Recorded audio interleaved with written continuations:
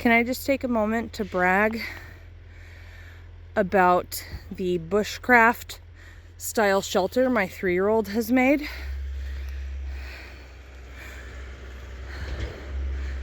Throw some boughs on there and you got a clubhouse.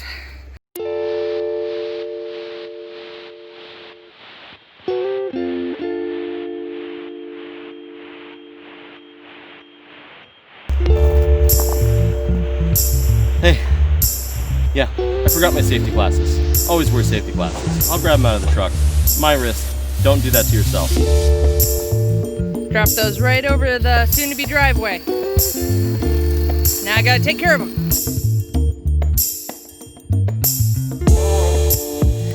It's really sad when you get all the way up to the top of the hill and you figure out that you forgot batteries for the chainsaw down in the other car all the way at the bottom of the hill. I'm back. I got safety glasses. I told you. Anyway, we prime this. Do some more with it.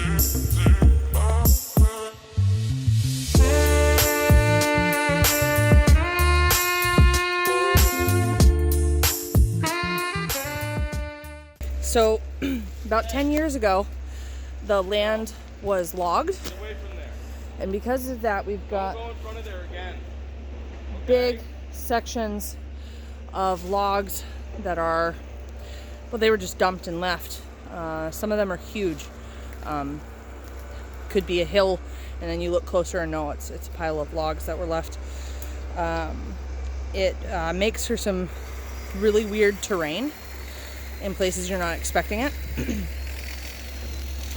Lots of really big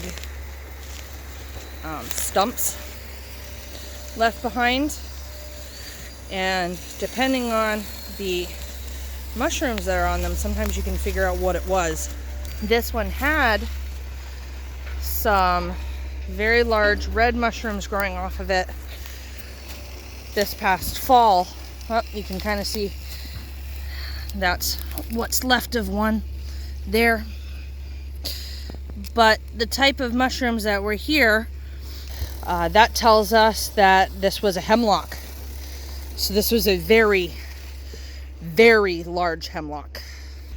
That's like a crystal cave. When hiking through the land, all the way up over 1,000 feet up the hill, you find these strewn all over the place. And we got to hear a cool story before we even bought the land, when we were checking it out, about how this parcel is full of raspberries. So the local bears like coming here. Well, the local bears also like going to our neighbor's property. He runs a how should I put this? A fair or country fair style hot dog, steak and cheese, fried dough. Oh, his fried dough is so good. Stand that he does at, local events. Not this year because of COVID, but that's what he does on the regular, and he has a lot of grease. And apparently a couple years back, he was just filling these buckets full of his used grease. And as you can see, the local bears figured that out. And they've ripped them open and eaten all the tasty grease out of the inside. This is probably the 8th or 9th bucket I've seen. I find a lot of these fallen logs that are dry, that make great tinder, but I don't necessarily want to saw each one individually apart. But when you find two trees really nice and close together like this, you can use it like a wedge, or I don't know how to put that. Good. I'm glad I have lots of small, smart thoughts about what I'm doing here, and I can't think of words, which is awesome. Thank you for coming to my YouTube channel. Anyway, you can do that. Snap them down into smaller chunks. Great for firewood. Pivot point. Pivot point. Pivot point was the word I was looking for and I didn't have, and I'm a spaz. Thank you. Got a maple that was bowing real hard up and across the driveway. So Ben's gonna drop it. Hopefully right where he wants it, because if not, that shed's a goner. Oh, crap. My backpack's in there. These hardwoods tear up that poor little chainsaw so bad. Need to get a bigger one, but tis not in the budget right now. If I drop the camera because I'm running for cover, I don't apologize, because safety first.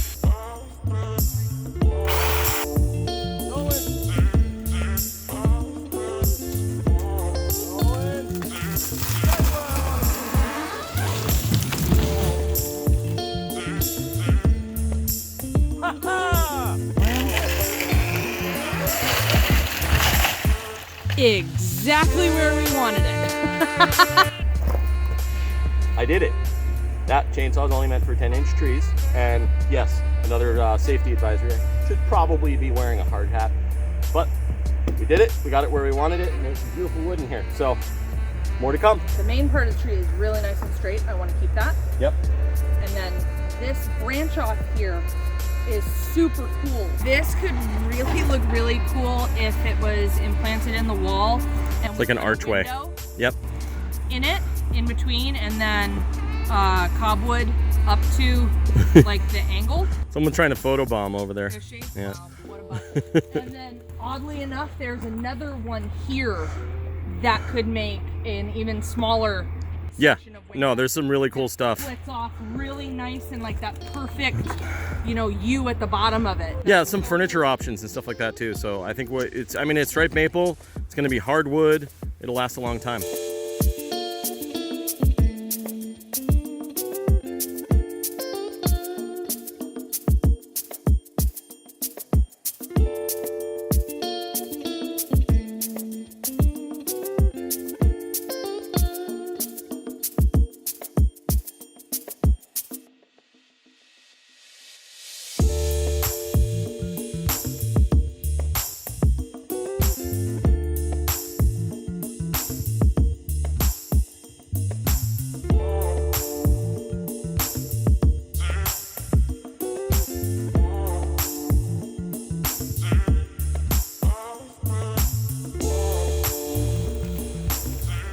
Okay, so Sam just did a whole bunch of debarking over here, and when you do that, you're left with all these wonderful shavings, and these big pieces of bark make great fire starter. So we're collecting them all and saving them in this bag for later.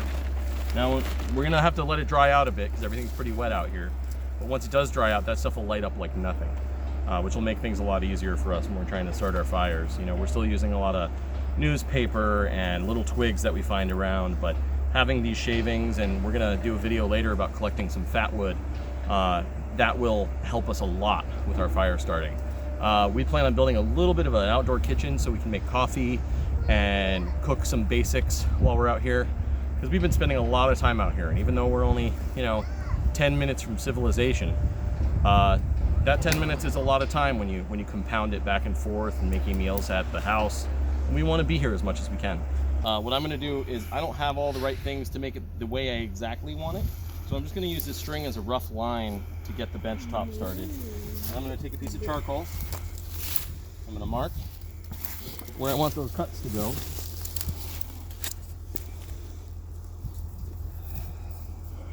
Very terrible piece of charcoal. I don't have anyone to blame for that, I guess. And then what we're going to do is we're going to make a bunch of vertical cuts down into the log to roughly that line. We're going to take an axe and chop all those bits out, and that should give us a nice bench top, so we'll have somewhere comfortable to sit out here.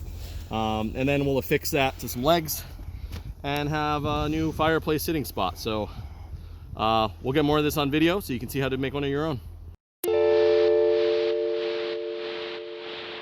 Okay, so we have these cuts. They're not perfect, but they'll do a good job. I tried to keep the size of wood manageable. So I'm gonna get the axe and start doing some splitting. What I'm gonna do is remove each one of those chunks, and then I can clean it up when we're all done with that.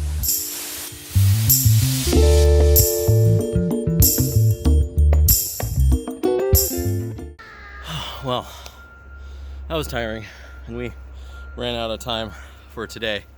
We're gonna need to get out of here and get one of the kids to school. We'll get this all cleaned up and corrected next time we get out here. And Sam will finish it with her knife. We'll have a nice little bench top.